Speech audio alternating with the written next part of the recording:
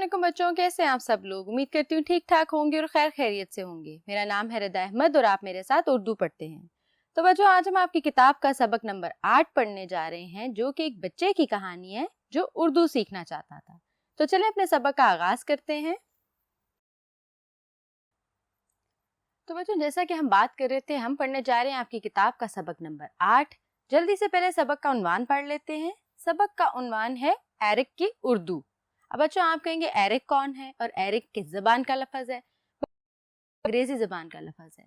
अंग्रेजी जबान में रखे जाने वाले नामों में से एक नाम एरिक भी होता है। अब एरिक की उर्दू, अब ये कहानी क्या है, कौन है एरिक और उसकी उर्दू को क्या हुआ है? क्या वो उर्दू सीखना चाहता है, या वो उर्दू के बारे में जानना चाहता है, या उसको उर्दू जबान पसंद नहीं है? तो हम ये सब कुछ पढ़ेंगे आपके सबक से चुने गए कुछ अहम नकात में कि एरिक कौन था और एरिक कहाँ रहता था और वो उर्दू के बारे में क्या करना चाहता था। तो बच्चों पढ़ते हैं, एरिक कौन था। बच्चों, एरिक अमेरिका के एक शहर न्यूयॉर्क में रहता था। एरिक जिस स्कूल में पढ़ता था वहाँ बहुत से मुख्तलिफ इलाकों और मुख्तलिफ ममालिक से आए हुए बच्चे पढ़ते थे। तो अब एक दिन होता क्या है कि एरिक की क्लास की जो टीचर होती हैं, यानी एरिक की जो उस्तानी साहिबा होती हैं, वो क्या कहती हैं?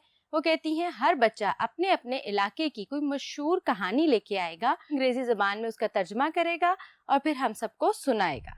अब एरिक की क्लास में मुख्तलिफ इलाकों के बच्चे थे, तो सब ने अपनी अपनी जबान की कहानियों को इंग्लिश में ट्रांसलेट करके, यानी कि अंग्रेजी जबान में तर्जमा करके सुनाया। तो एरिक को सबसे अच्छी कहानी किसकी लगी? एरिक को सबसे अच्छी कहानी दानियाल की लगी, क्योंकि दानियाल पाकिस्तान से आया था और उसने कहानी उर्दू जबान में सुनाई थी। अब बच्चों, यहाँ से तो बात वाज़ेह हो गई कि एरिक को उर्दू जबान अच्छी लगी थी। आगे पढ़ते हैं, एरिक और दानियाल की दोस्ती। अब जब एरिक ने दानियाल की कहानी सुनी तो वो कहानी उसको बहुत अच्छी लगी। बच्चों, उर्दू जबान का एक मशहूर किरदार है चच्चा छक्कन। उनकी कहानी थी जो कि दानियाल ने अंग्रेजी जबान में तर्जमा करके अपनी जमात के बच्चों को सुनाई थी। अब एरिक को वो कहानी बहुत अच्छी लगती है और उसका दिल करता है कि वो उर्दू जबान सीखे। वो दानियाल के पास आता है और उससे दोस्ती करता है और उसे कहता है मुझे उर्दू जबान सीखनी है। तो दानियाल इस बात की हामी भर लेता है, यानी कि वो मान जाता है कि हाँ, मैं तुम्हें उर्दू जबान सिखाऊंगा। अब होता क्या है बच्चों कि दानियाल वहीं बैठे बैठे कुछ बातें उसको उर्दू जबान के मुतालिक बताता है, यानी कि उर्दू जबान के 38 हरूफ तहज्जी हैं, वो ये बताता है। फिर वो ये बताता है कि कुछ हरूफ की आवाज़ एक जैसी है और कुछ हरूफ की आवाज़ मुख्तलिफ है। और फिर वो ये भी बताता है कि कुछ हरूफ ऐसे हैं जिनके नाम, यानी जिनकी आवाज़ें एक जैसी हैं लेकिन हमें उनको तब्दील करना पड़ता है। जैसे काफ की आवाज़, जो डंडे वाला काफ होता है बच्चों, उसकी आवाज़ बारीक होती है, जो नुक्तों वाला काफ होता है उसकी आवाज़ मोटी होती है। जैसे बच्चों, मैं आपको यहाँ पे लिख के बताती हूँ, जो काफ डंडे वाला होता है इसकी आवाज़ होती है काफ, जिसको हम आराम से बात करते हुए बोलते हैं काफ। अब जो बच्चों नुक्तों वाला काफ होता है उसकी क्या आवाज़ होती है? कौफ, यानी कि हम इसको अपने हलक से निकालते हैं, कौफ। वो ये बातें समझाता है अपने दोस्त एरिक को, और उसके साथ साथ बच्चों को क्या समझाता है कि हरूफ तहज्जी को जोड़कर हम नई नई आवाज़ें और बड़ी बड़ी इबारतें और जुमले लिख सकते हैं।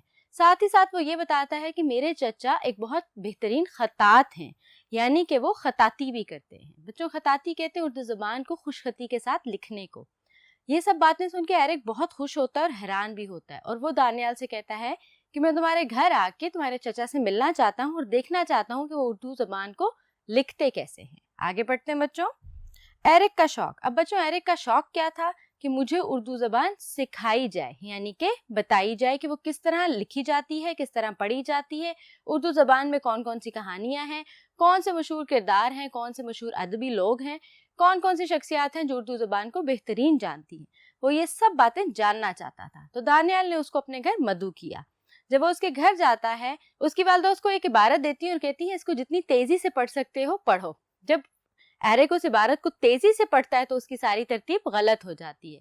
तो उसकी वालिदा कहती है कि उर्दू की कुछ इबारात ऐसी हैं जिनको तेजी से पढ़ना होता है, जब हम तेजी से पढ़ते हैं वो बेतरतीब हो जाती हैं। तो बच्चों, इसके बाद दानियाल अपनी बहुत सारी किताबें, यानी मालूमाती किताबें जिनके अंदर बहुत सी मालूमात थी मगर उर्दू जबान में, वो एरिक को पढ़ने के लिए देता है और वो बहुत खुश हो जाता है। तो बच्चों, ये तो थी कहानी एरिक की उर्दू की कि किस तरह वो उर्दू ज़बान से मुतासिर होता है और उर्दू ज़बान को जानना चाहता है और सीखना चाहता है और बोलना भी चाहता है। तो बच्चों, अब हम पढ़ेंगे मुश्किल अल्फाज और उनके मायनी, जो कि आपके सबक से हैं। चलिए आगाज करते हैं अल्फाज मायनी का। تو چلیں بچوں پڑھتے ہیں مشکل الفاظ معنی کو جو میں نے آپ کے سبق سے چنے ہیں، تاکہ جب آپ سبق کو پڑھیں تو آپ کو مشکل پیش نہ آئے۔ تو بچوں ہمارا پہلا لفظ ہے زبانیں۔ بچوں ایک ہو تو زبان، زیادہ ہو تو زبانیں، یعنی زبان واحد ہے اور زبانیں جمع۔ تو بچوں ہر علاقے، ہر ملک کی، ہر قوم کی اپنی زبان ہوتی ہے۔ ایرک کی جماعت میں بہت سارے بچے پڑھتے تھے جو مختلف زبانیں بولتے تھے، کیونکہ وہ مختلف علاقوں سے آئے ہوئے تھے۔ آگے پڑھتے ہیں علاقائی زبان۔ بچوں ہر علاقے کی اپنی زبان ہوتی ہے جو کہ ایک دوسرے سے مختلف ہوتی ہے۔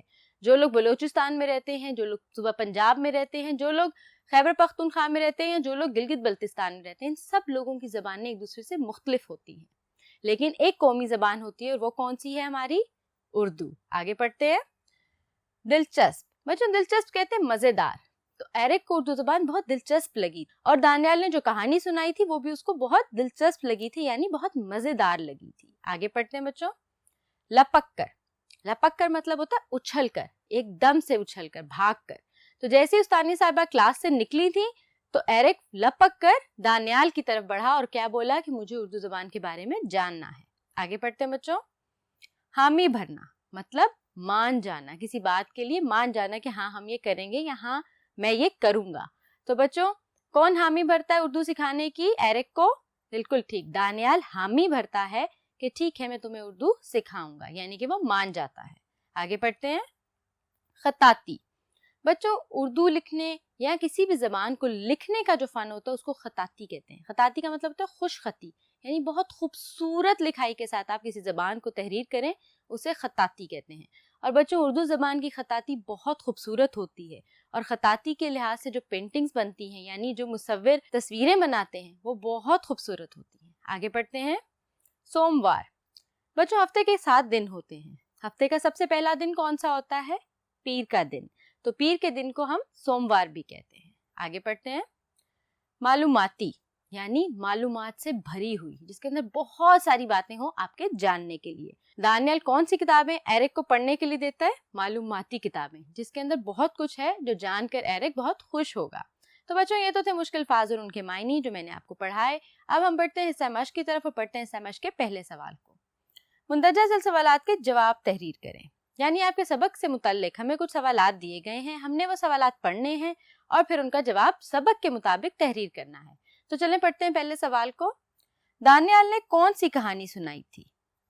اب بچوں آپ کو یاد ہے دانیال نے کس کی کہانی سنائی تھی جو ایرک کو بہت پسند آئی تھی؟ چلیں جواب میں دیکھتے ہیں۔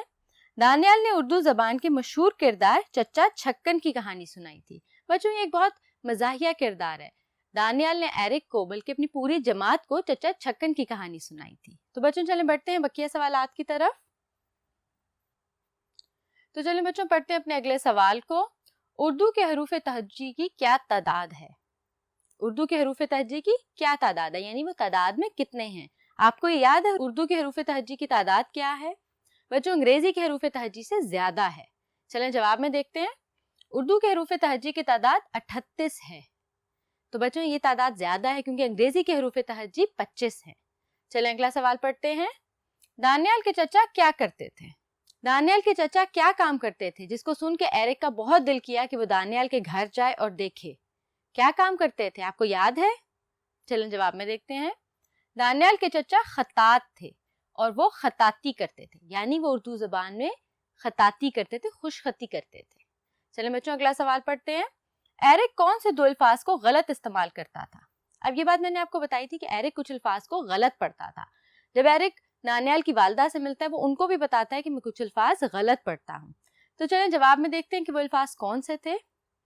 ایرک کھانے اور کہنے کے الفاظ کو غلط استعمال کرتا تھا، یعنی کھانے اور کہنے کے الفاظ کو ملا کر وہ نیا لفظ بناتا تھا کہانے۔ تو بچوں یہ 2 الفاظ تھے جو ایرک غلط بولتا تھا۔ ویسے تو ایرک کو اردو سیکھنے میں وقت لگے گا، لیکن جتنی محنت وہ کر رہا ہے، جتنی محنت اس کا دوست اور اس کی والدہ اس پہ کر رہے ہیں، بچوں انشاءاللہ ایرک بہت جلدی بہت اچھی اردو سیکھ جائے گا۔ تو بچوں مجھے دیں اجازت، یہاں ختم ہوتا ہے آپ کا سبق ایرک کی اردو۔ مجھے یقین آپ کو بہت مزہ آیا ہوگا اور آپ کو بہت سی باتیں جاننے کو بھی ملی ہوں گی۔